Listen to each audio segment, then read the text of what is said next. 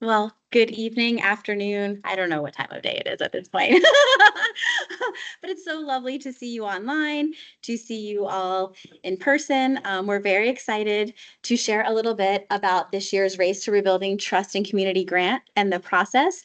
We're going to walk you through the entire grant process document today from cover to final page and just answer any questions. And we'll note where we're going to have specific sessions on specific parts of the request in the competition. So we'll make room for questions at the end, but if you have a question somewhere in the middle, please don't hesitate to reach out and you can unmute yourselves if you're on team, or you can raise your hand if you're in person. All right. So maybe to begin, okay. It's like maybe if the slides advance. Okay, so this is a partnership between Arlington County government and United Way of the National Capital Area. We worked on last year's pilot grant process, and we were able to award 22 organizations through that process.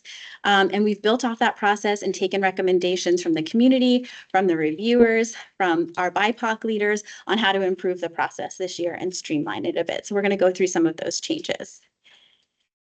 This is your team, your Race to Rebuilding Trust team.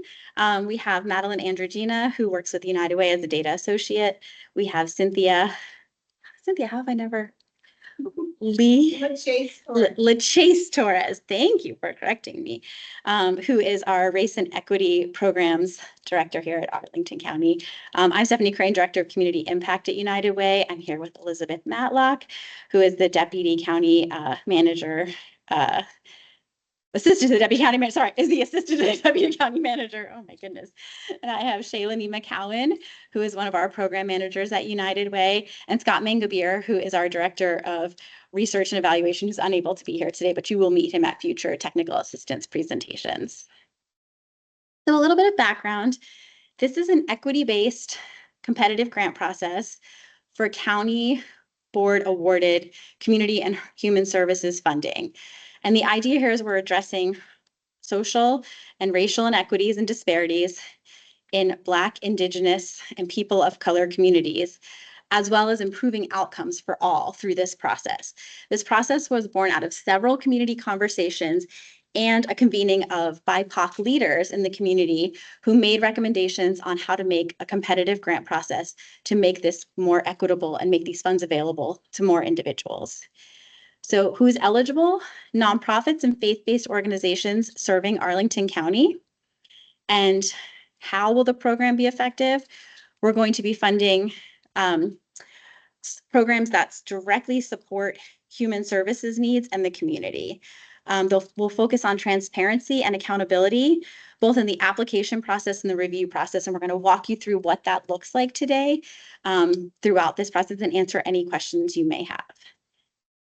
So this year, one of the recommendations we had was a tiered format so that individuals who have organizational budgets of $250,000 or above would go through an application process, and those with budgets of less than $250,000 would also go through an application process, but there would be some distinctions in the asks in those questions.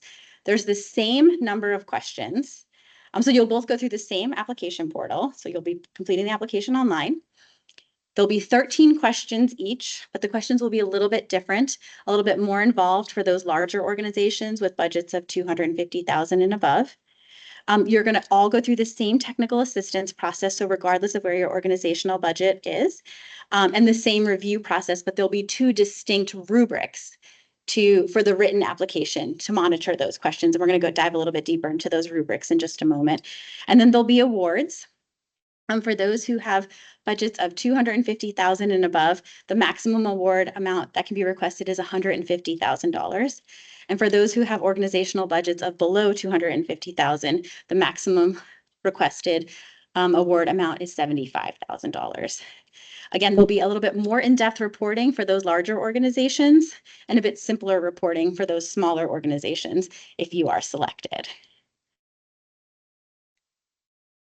So the written application will be completed through an online portal, which will be available on the Race to Rebuilding Trust and Community Grant website, and you will kind of select based on your organizational budget, so you're answering the correct questions. And in the actual paper document that you have in front of you or the online document, you'll see that it's color coded based on where your budget is, so you know specifically what questions you will be required to ask. We've added a new component. Again, this is another addition to this year through feedback for oral presentations. Both applicants and reviewers wanted to hear more directly from the applicants. The applicants wanted an opportunity to explain a bit more about their programming. So these will be 15-minute presentations to a panel of community reviewers. The oral presentation will answer 5 questions, and we're going to walk you through that rubric. You'll be able to schedule times. We have a myriad of days and times that you'll be able to select, and they can be done virtually. So timeline and selection process. So the grant process was announced on September 24th. Congratulations, you've attended the first technical assistance session tonight, which is an overview of the grant process. We will be hosting several more, which I'll go into more detail in a future slide. On December 13th, the grant applications will be due. This is another recommendation from last year. We were a little close to the holiday season last year. We've tried to move it up a bit. So if you participated last year, we heard you loud and clear. The review panels will meet during the months of January and February to review all of the applications received. The award recommendations and final scores will go to the county board for approval in their March 2025 meeting. There will be an opportunity in April and May for applicants to get their feedback scores and walk through their scores with county board members to just kind of understand the process, ask any questions they might have to continue to grow your process, talk about what you did well, where there's areas of improvement. And then for those who are selected, the funding will be distributed in July and August of 2025. So a little bit more about the upcoming technical assistance sessions. As I said, congratulations to all. Pat yourselves on the back. You're here for the first one, and it's recorded, so you can also revisit it if you'd like at a later time. We will be hosting one next week on October 9th. This will be, again, another addition from feedback from last year of going through the race equity training modules. The reviewers had the opportunity to experience these modules, which really might help with one of the sections of the application. So we want to give that same experience to the applicants. On October 15th, we will walk you through logic models and SMART goals. Again, these will all be virtual from October 9th through December 4th. They will also all be recorded, so if you are unable to make it, you can always revisit them on the website. On October 22nd, we are going to walk you through the evaluation and rubric process. We'll do practice scoring. We'll make sure everyone feels comfortable and understands how to best utilize the rubric to help you write your application and prepare your oral presentation. And then on December 4th, we'll do a final TA session, which will just be any remaining questions you have as an applicant that we could try to help address in anticipation of that December 13th deadline for the application. Okay. So just a few funding requirements. If you are selected, in order for funding to be dispersed, you must have a county business license, taxes per the Commissioner of Revenue, if that's applicable for your organization. And again, this is something we would walk you through if you're selected. Confirm and update your banking information with the county's finance department. You will sign a grant agreement with the county manager, and there is a sample of what those grant agreements look like in that grant process document. It's on page 50, and it's Appendix 5.0 if you want to just get some familiarity with that. So the proposal evaluation, again, this is an overview. We're going to dive much deeper into rubrics a little bit later, but we'll just get started. So your Race to Rebuilding Trust team, that third slide you saw, we're going to review all the applications for completeness. We do find that there are deficiencies. There will be a short window of time to address those deficiencies for you to complete your application. If you're unable to do that, it would not move forward for review. The staff review panel will read and score the written applications. They will then convene for a consensus session to establish final scores. Our community review panel will score the oral presentations individually and then convene for consensus sessions to establish final scores on the oral presentations. These each account for 50% of your score, so they're equally weighted. The county board will receive reviewer scores and funding recommendations that will go before their March 2025 meeting for approval. Once the awards are approved, applicants will be informed of their status, and then can receive their reviewer scores and meet with county staff to get feedback on both their written proposal and their oral presentations. So the written application review process. As we mentioned, there will be an online portal where you will submit, and you can use the hyperlink to go there. It's not up yet, so don't worry. You're not missing anything. We're going to have a total of 5 staff reviewers that will be recruited from various county departments based on both their interest and their expertise. All staff reviewers will complete a conflict of interest non-disclosure form and be trained on the racial equity concepts that you all can participate in at the next TA session, as well as walk through the scoring process of how to utilize the rubrics, which is Appendix 4.1 for organizations with budgets of 250,000 and above, and Appendix 4.2 for organizations with 249,999,000 and below budgets.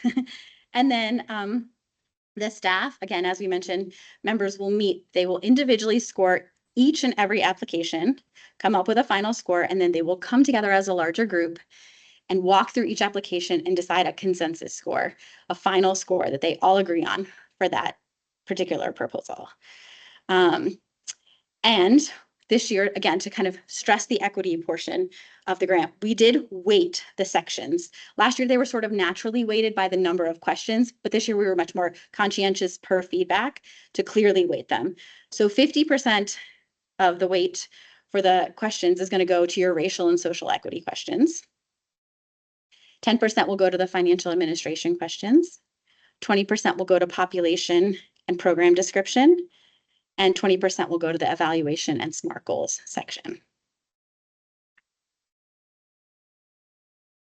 For the oral presentation, we're going to recruit up to 20 community reviewers, and these individuals will be recruited during planned community events taking place all around the county at various gathering places, including food distribution sites, vaccine clinics, PTA events, etc. Community reviewers, again, similar to staff reviewers, will complete a conflict of interest non-disclosure form and be trained on the racial equity concepts, as well as the application scoring process through the rubric that they will be utilizing, which is in Appendix 4.3. Again, community reviewers will participate in the community reviewer days, and each applicant will make their 15-minute oral presentation on their proposal and answer reviewer questions.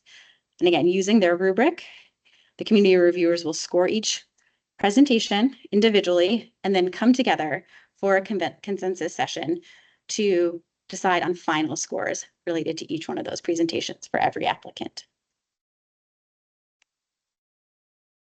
As I mentioned, yes. So my understanding is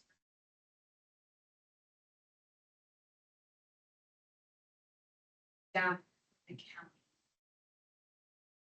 is going to be assessed by the 20 community members. Correct. That's correct. There's no overlap. There's no overlap. You need to repeat the question. Yes. So for those online who may not have heard the question was the county staff, the 5 county staff reviewers are going to review the written application, and the community reviewers, the 20 community reviewers, are going to review the oral presentation, and that they will not overlap. They're each going to distinctly review those 2 specific areas of the proposal, which are weighted 50% each. So their scores are equal benefit. Yes.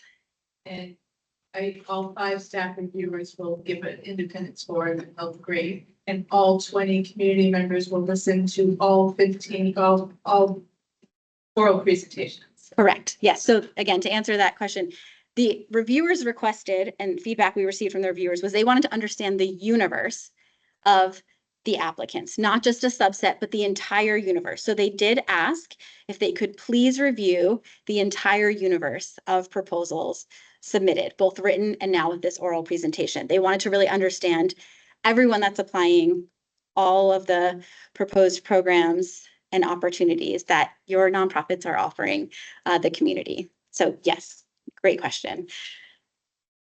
Again, as we mentioned, they're both weighted 50% of the final cumulative score. The board is going to consider and approve the award recommendations for their March 2025 county board hearing. And again, once they've been approved, there will be an opportunity for applicants to get feedback on their cumulative scores and the reviewer feedback for both the written proposal and the oral presentation. Just to give you an idea of how consensus sessions work, as we mentioned, the staff will convene all 5 staff reviewers together. We'll walk through each proposal. They'll share their individual scores, and then they'll come to a cumulative score based on the discussion and the recommendations. Same will happen for the community reviewers regarding the oral presentations. They'll individually score, and they'll come together, determine a cumulative score for each presentation. There will be a moderator present, one of your Race to Rebuilding Trust teammates that you saw on the slide and here in the room, who will facilitate the review. They're really just there to take notes and make sure we're moving the process along. They give no feedback whatsoever on proposals. They just take notes and make sure that we get accurately capture the final cumulative score and then cumulative feedback. Yes.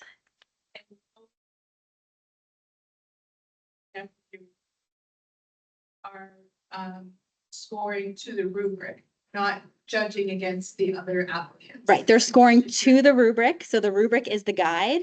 And then we're also going to walk through. So the question was, just to clarify, that both the community reviewers and the staff reviewers are just scoring to the rubric. They're not comparing applications against each other, which they are not. The idea is to just score each application on its own merits based on the rubric and move on. Yep.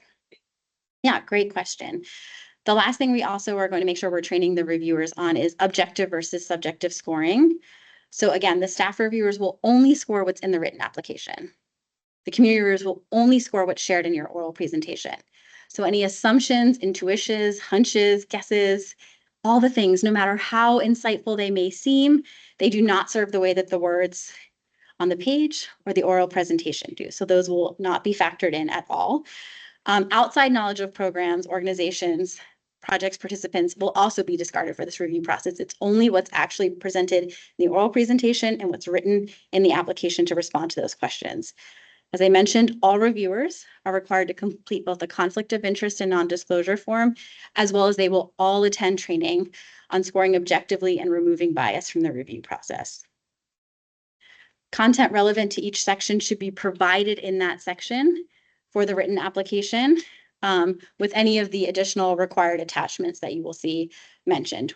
What we recommend is don't jump around, try to really answer the question in its entirety, and then move to the next question. So there's going to be a whole TA session on 10/22 where we're going to practice using these rubrics together. But just to give you an idea of what the rubrics look like, as you can see, they're based on each section.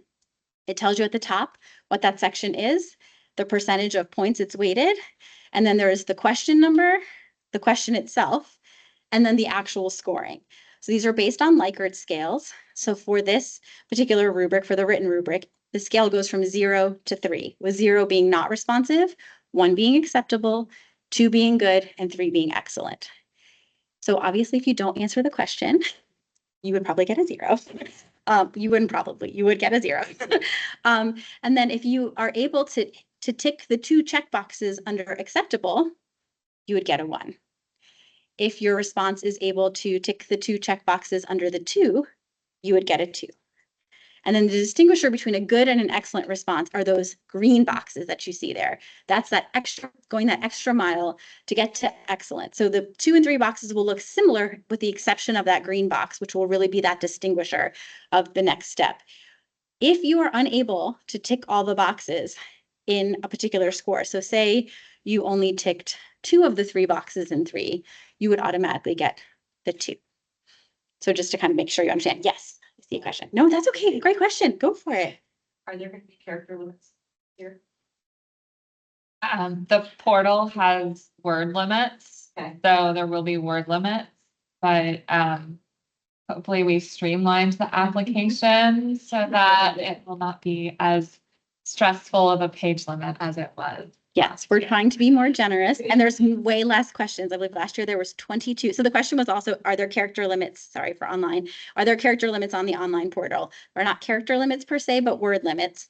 We have streamlined the applications. Last year, I believe there were over 22 questions. This year it's 13.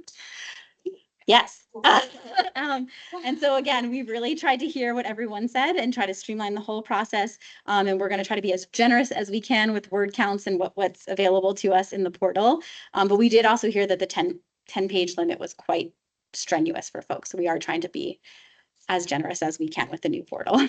And we tried to also take out.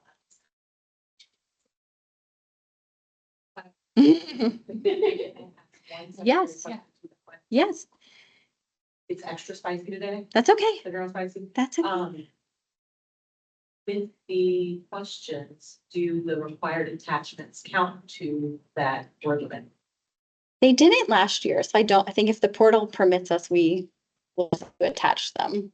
Right, they should just be separate attachments. They're Yeah, not. they should just be a separate. So the question was, would the attachments, things like logic models or budgets, would those count towards your word limits? And ideally, no, they would be separate attachments that would be uploaded as we had them be last year. So they didn't count towards your 10-page limit last year. They wouldn't count towards your word limit this year. From the topic Yes. section of page 11, is that included in the 10-page limit or is that a separate? The check boxes? Yeah. No, No, that's not part of your 10-page limit. That's just, those are just check boxes we're asking you to complete. Yeah, great question. So on page 11 of the grant process document, the question was, do those checkbox questions count towards your towards your word limit? And the answer is no. Those are predetermined questions that you have to answer to move through the portal. So yeah, great questions, everyone. Yes.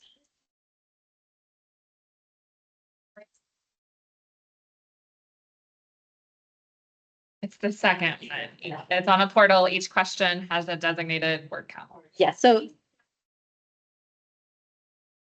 We're working through procurement.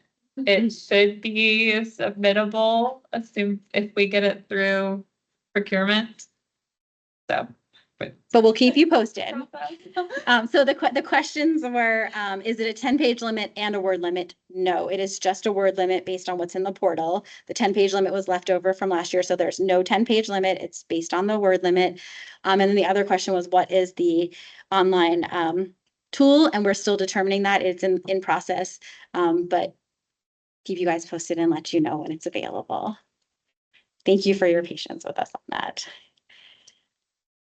Similarly, the community reviewers have an oral presentation rubric.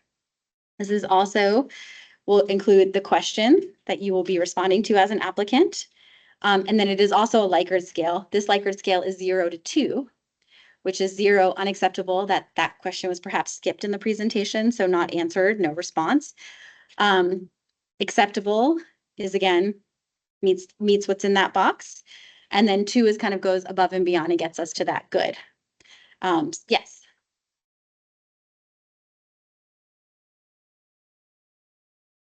We're leaving that up to applicants. Yeah, you can do a formal presentation with slides. That's your choice. Yep. So it's completely up to the applicants how they want to tell that story.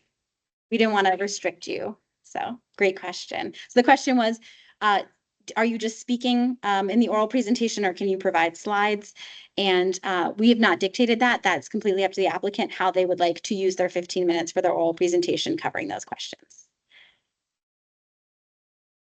There are some bonus point opportunities this year. In the written application, there will be a question that the staff reviewers will respond to. It's 1 bonus point. It's not a whole bunch of bonus points. So sorry, it's 1 point. And that is that the applicant wrote a compelling proposal that meets the demonstrated need and will likely result in significant community impact. For the oral presentation, there are 2 possible bonus points. And that is that the community member feels like they've seen this need or felt this need in their community and they believe it is an important need. And the applicant gave a compelling presentation that connected each of the questions and provided a detailed picture of the need and the proposed services. And this is to really give our community members a voice in sharing what they're seeing in their community as part of this process. All right, you're done listening to me. I'm going to turn it over to the wonderful Elizabeth to walk you through the remainder of the presentation. Thank you all so much for your great questions. Should not unplug it. Sorry. Okay, so I'm going to review what the actual application looks like. For those of you who already did this application last year, some of it will look familiar, but like we said, we did shorten it significantly. So the application has 4 sections. The section 1 is population and program or project description.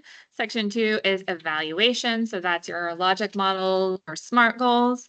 Section 3 is advancing racial and social equity. And section 4 is your funding request. And as Stephanie mentioned, each of these sections is weighted, as you can see on the pie chart, differently to try to emphasize the racial and social equity component.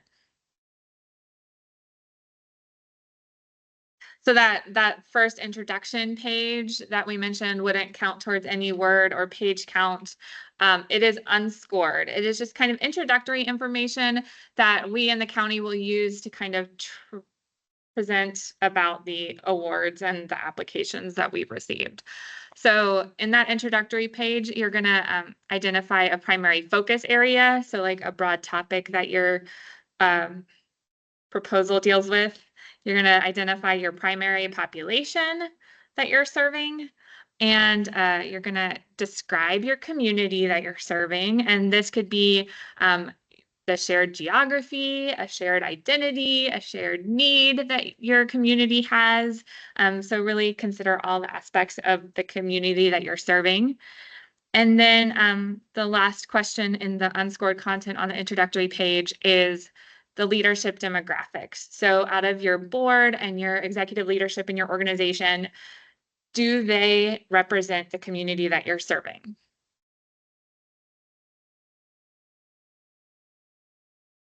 Moving on to the scored components of the application. Section 1 is the description of your proposal. So in section 1, there are 3 questions. The first one is identifying the need. So here, focus on giving data and anecdotes, stories, anything you have to really demonstrate this is an important need in the community. In the second question, you'll be defining the services.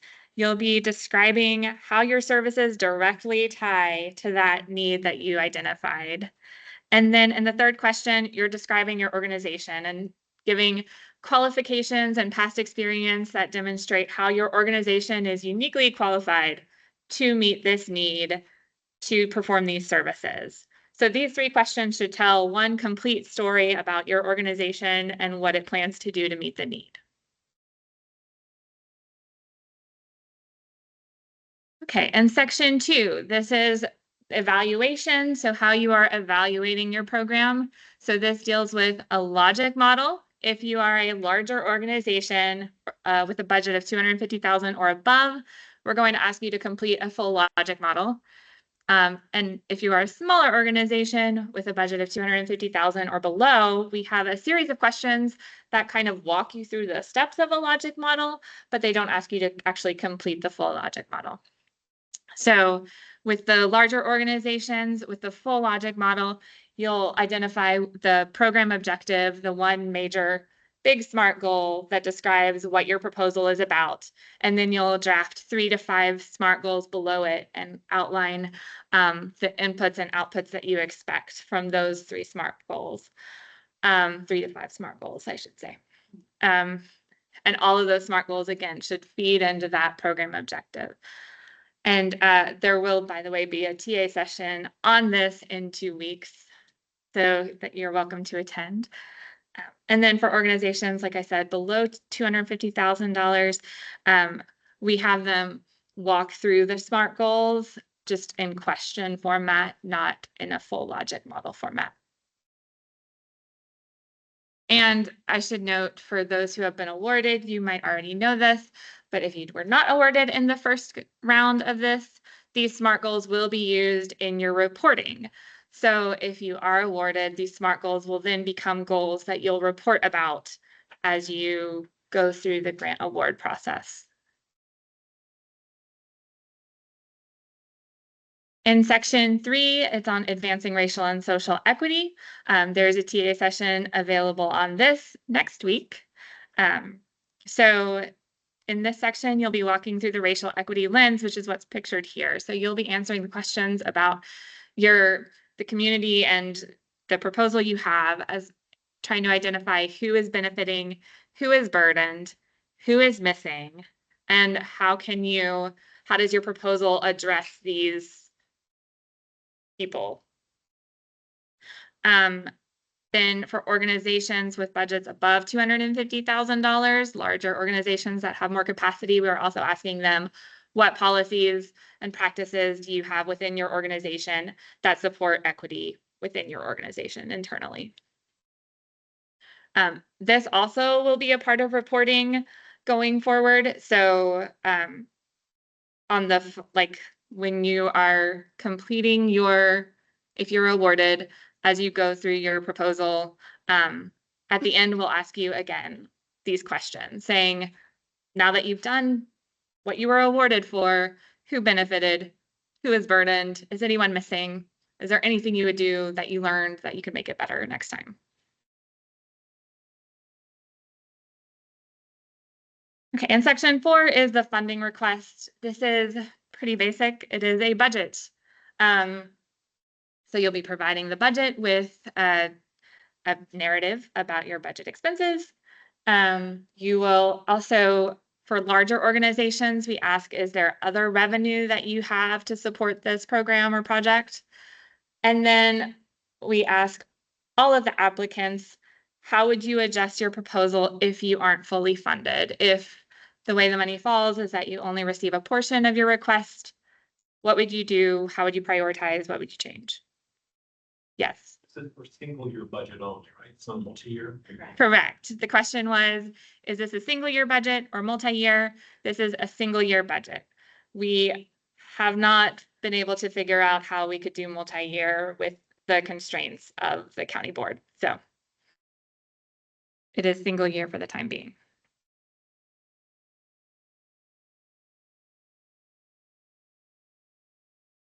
And so that is the application. In your guidelines, the rest is the appendices. So in your appendices, you'll find some good resources for completing the application. There are Appendix 1 is definitions of key terms that you'll find in the application. Appendix 2 includes some resources for Section 2 on evaluation. So there are some resources for just some website resources about logic models. And then there's also a sample logic model. In Appendix 3, it's resources for Section 4, which is on the budget. So just a few budget tips and tricks, as well as a sample. And then Section 4 is the very helpful rubric section. It includes all of the rubrics that your proposal would be scored against. So definitely reference that section as you're writing and making a presentation. And then Section 5 is that sample grant agreement. Again, the sample grant agreement is what we used this first year. So if you have already been awarded, that's not new to you. Yes, Stephanie. So Yes. for the, both the logic model and the budget, are applicants required to use the templates provided, or will they use their own templates? Thank you, Stephanie. The question was for the logic model and the budgets, will organizations have to use a template, or will they, can they do their own thing? And the answer is, please use the template. Just because it helps our reviewers compare apples to apples. And if you have questions about how to adjust what you have to the template, then we can work through that. But it was based on feedback from reviewers that they want to see the same thing. Yes, thank you, Stephanie, for your question. Okay, and then on the presentation, the presentation requirements, each organization will be allotted 15 minutes. You get to decide how you do the presentation, as we already discussed. You get to decide how you split up your time in that presentation. We do recommend allocating at least a few minutes at the end of that presentation time to answer any questions that reviewers might have. But your 15 minutes, in that 15 minutes, you should address the following 5 things. You should describe the inequities that you see in your community. Describe your proposed services that would address those inequities. demonstrate your expertise. So you notice those three things are very much like the first three questions of the written application. So you're demonstrating your expertise and your qualifications, past experience that show that you can provide and succeed in those proposed services. And then you'll also be demonstrating the direct impact of the proposed services. So any data or stories you have that show that these proposed services will be successful and will have an impact on the community. That's where you'll include that. And then you'll also describe any collaboration that you may be doing to complete these proposed services. So this can be collaboration with other agencies. It can be collaboration with community members who are either around you or participating in these services. How are you involving other people and getting other input and working with other nonprofits, other government agencies, anyone else to create a sort of collective impact to make this better? Right now, we are planning on scheduling these presentations for the following evenings from 5:45 to 9 o'clock. Again, we tentatively scheduled many days. Depending on the number of applications we receive, we may either take off a day or make the time frame shorter, but these are the days we tentatively have scheduled. So, after proposals are submitted, within that next week, we'll count how many complete proposals we have, and we'll send out instructions for how to sign up for a time to present. And that is all that we have for you today. So happy to take questions. Yes. About this in terms of pages. No, don't pick page. It's going to be by question. Is there upfront guidance on that so that I don't overemphasize section and they can't? Restrictions are unsubmittable. So do we get to decide the word limit? We decide the word limit. Yes. So we have not established the word limits yet. The question was, are there upfront word limits? We do not have those yet. The idea being if thinking page wise, 50% goes to racial equity questions, thinking 5 pages. But you may change that with the word limit. So be overwrite for something and not be able to. I'm just suggesting some guidance on the front end before we write too much. But Yeah, doesn't it for 22 questions versus 13, that would change. Right. And ideally, we'll have the platform up very soon so that we can have those word limits very soon to you. That's good. Yeah, we hopefully within the next 2 weeks is our goal, but yeah.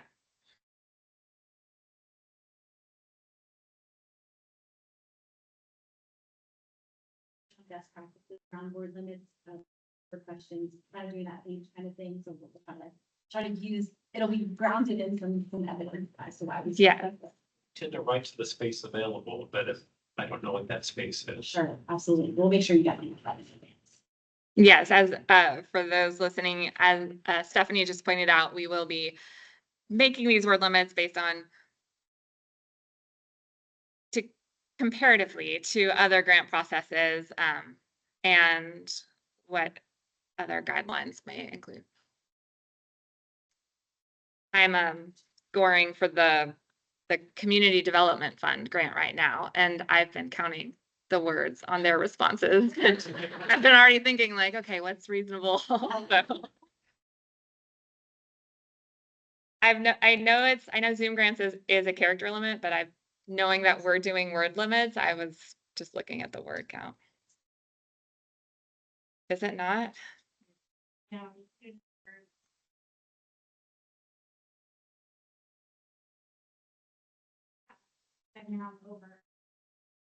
This is why we're not using Zoom grants. No, we're not. No.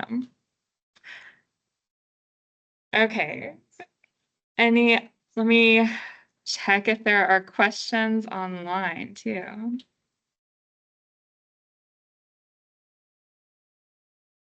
And while Elizabeth is checking for questions online, I'm hopefully gonna say this loud enough that it tracks the computer. The frequently asked questions will be posted on our website. Just give us a few business days, maybe early next week. And as questions continue to come in through the email, through each technical assistance session, we'll continue to update those frequently asked questions, so please feel free to reference those. Will you update them? Because all of these are from our legacy from first cycle. Yes, Right? we asked them to pull those down. So the website is updated now. There are 2 questions that we've received so far. So I think there are 2 questions now on the website. But yeah, I removed the previous year's questions, and the only questions up under frequently asked questions on the website right now are from this year.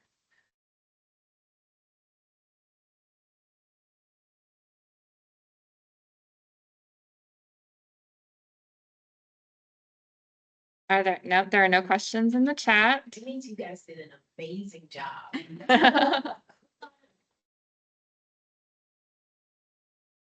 And again, this isn't your last chance to ask questions. As you know, there's the email, so if questions do come up, or you can always ask them in future technical assistance sessions. Yes, because we'll post emailed questions, questions from technical assistance sessions. Basically, anything we receive will also go under the FAQs on the website.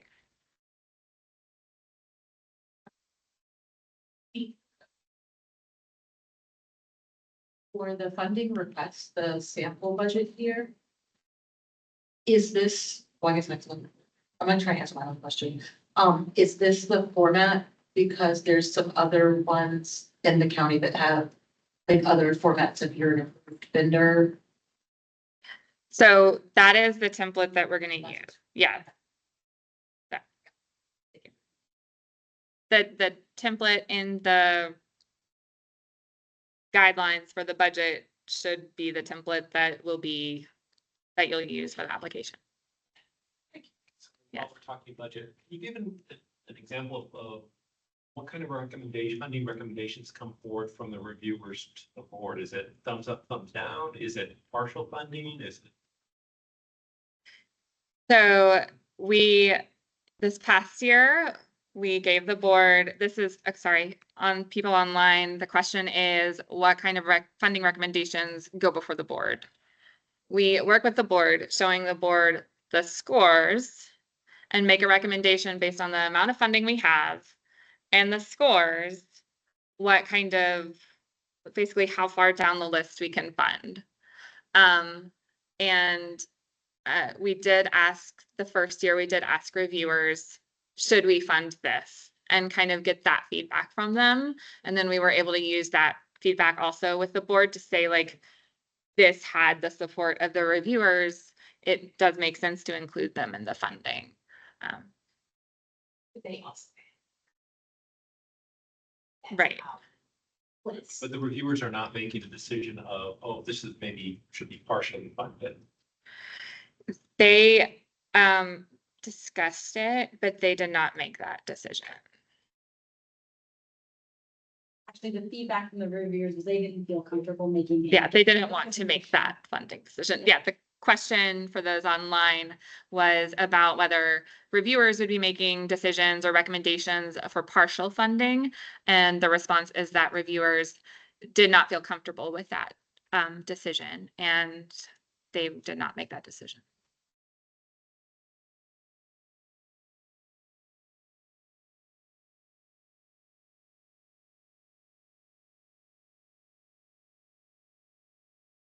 Are there any additional questions?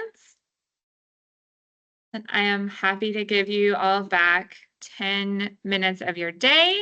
And I thank you all for coming in person and coming online. And if you have any questions moving forward, please reach out. And I look forward to hearing from you all. Thank you. Thank you.